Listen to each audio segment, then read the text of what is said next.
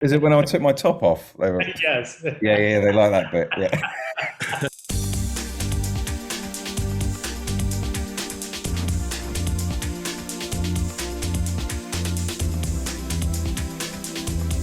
Well, David and Chris, congratulations on the film. I've just watched it for the second time. We So, Oh, spoke wow. in, we spoke in January, didn't we? yes, you Yeah, remember. yeah, I'm yeah, so flattered. yeah.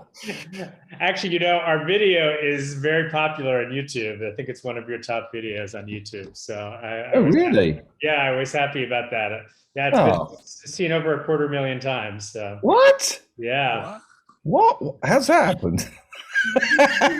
you're more popular than you think you are. Is it when I is it when I took my top off? They were, Yes. yeah, yeah, they like that bit.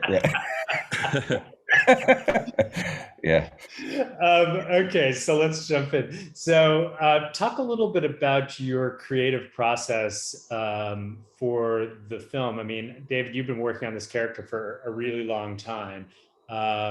Chris, how did you fit yourself into that process?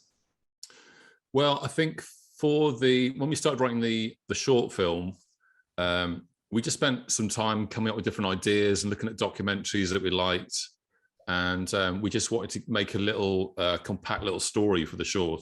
And then when it came to the feature, we just talked about films we liked, documentaries, and then the main puzzle of the film of the plot was working out what their journey was going to be. So we just had just like loads of ideas sessions at first, just coming up with different ideas, imagining scenarios with them in. And it's quite easy for someone like Charles. You can just think of anything and imagine Charles doing it. So often we think, I think we saw somebody riding a bike once or something. Just thought, imagine Charles riding a bike. And then next thing you know, we put it in in the script. So it was a matter of just the comedy elements were quite easy to come up with because of that, because it's quite easy to think of funny things that he can do. The trickier bit was coming up with the main story. And yeah, it just took a lot of time for us to talk ideas over. Yeah. So, David, talk about this. I mean, you've been developing this character for years. What is it like to kind of share his world with somebody else, and kind of bring in this other character in the form of Charles? Oh, I loved it because I've been doing stand-up for years. It's quite lonely, and my role as Brian in a stand-up club is like the world's worst comedian.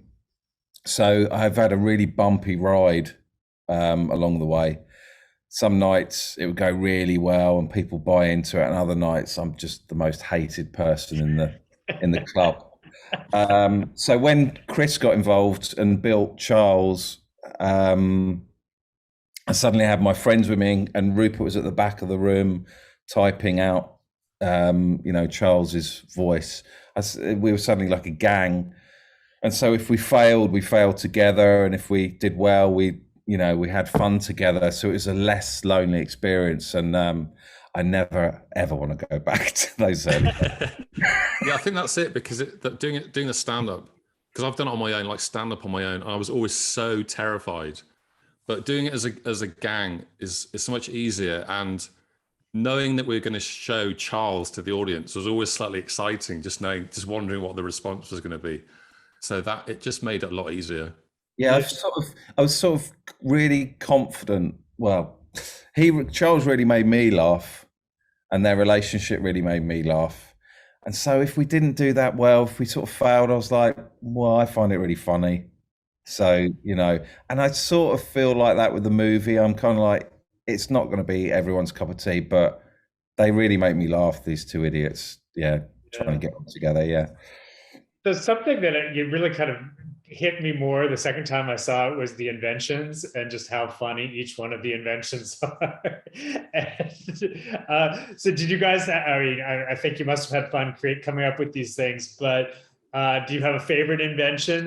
And if so, what is that? Yeah, we came up with lots of them actually, and because the way we shot that initial scene, David hadn't seen any of the small inventions, because Jim wanted to capture his reaction and see and to film him explaining what they were off the top of his head. So I remember there was one point where I sent a list of things to our production department to make. And it would just be things like a doll's head glued onto a spoon. Like, right, what's that? And then David would have to suddenly say what it was. I So love yeah, the egg belt was my Oh yeah. the things like there's a couple like the egg belt and the popular bag was scripted, but things like ping pong, picky pong, ping pong, the puzzle.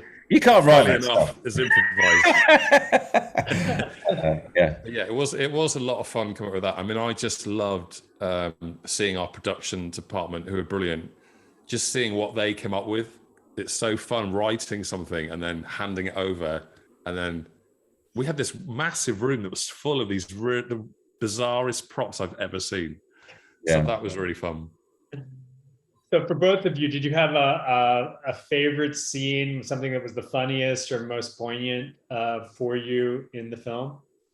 I think my favorite, there's a couple, but I think my favorite is just them hanging out in the kitchen, just cooking cabbage and just seeing them do the mundane. I mean, I could watch them just cook cabbage and not say anything and just observe them and then walk through to the living room and eat it and still not say anything. So I like all those moments. And then, but I really like that scene how he then dances and falls over and then the guy comes around. But yeah, I think that's my favorite. Yeah. Yeah, but yeah, I've got a few. I mean, I've just thought about when we first got the cuckoo clock working, David had to give it like a trial run, and it was so funny watching him try to ride this bike. So it was so precarious, and he was getting quite annoyed. Yeah, it felt really dangerous. It felt really dangerous. Like I was, yeah, because the first run he had was on a bit of a hill, so this whole contraption started going really quite fast. So yeah, I mean, I loved watching that. Yeah. What was the process for creating Charles? I'm just sort of curious about like how that came about and how you gave birth to him, as it were. Well, David and Rupert. So David as Brian had this little radio show that Rupert was being typing in Charles's voice. So I was listening to this show with Brian Charles, and I pictured Charles as a sort of professor, because he had that sound at one point. I think Rupert even called him the professor. So I had it in my head as this kind of big professor, and I've always liked those big bulky sort of robots, like the one from Lost in Space and that sort of thing. And because we're going to do it on stage, the bigger it was, the more ridiculous it was, the funnier I thought it would be doing it live. So I just sketched out a rough costume idea, which is basically a box that I would put over my head, and got hold of a mannequin head, some big clothes, and Charles was born. You got Charles's head there, haven't you? Oh yeah, this is one of them. Yeah. There you go. Oh, amazing. Yeah. So were there any scenes that were improvised that you thought were particularly successful? Yeah, I think the one where David's leading me outside to the truck, and I'm saying about I want to go in the front, and that was improvised, and that sort of came out well, because sometimes we'd improvise a scene to see if we could get something funnier than what we'd written, and sometimes we would, and sometimes we wouldn't. But that one, it was just really, I guess it worked, so we ended up keeping it. Yeah. The scenes where the dialogue didn't seem to be that important, it's just their behavior. So we might just say, right, they walk to the truck and they have an argument about who's sitting where, and that's it. And then we just improvise. So you don't really care what they're saying to one another. It's just watching them bicker and yeah. So 20 years from now, you're looking back on the experience of making this film. What will you remember most for each of you? God, I hope in 20 years I remember anything. God, I think that when I think back to the making it was such a bizarre experience in every way, really, because it was the middle of winter in Wales. So the weather was pretty cold and horrible. It was during the pandemic still, like we'd had a window of time to shoot it, but that meant everyone was a little bit, because no one knew what was going on at that point. So everyone was a little bit anxious about that. And yeah, but now I look back and just think, wow, that was a really magic time in a way that we could get that done in that particular time, and just all being friends. Like, I just don't know, when I've never worked on a show before where the writer and performers and director and producer are all friends. So I just look back and I think, oh, it was just a really good time I had with some friends.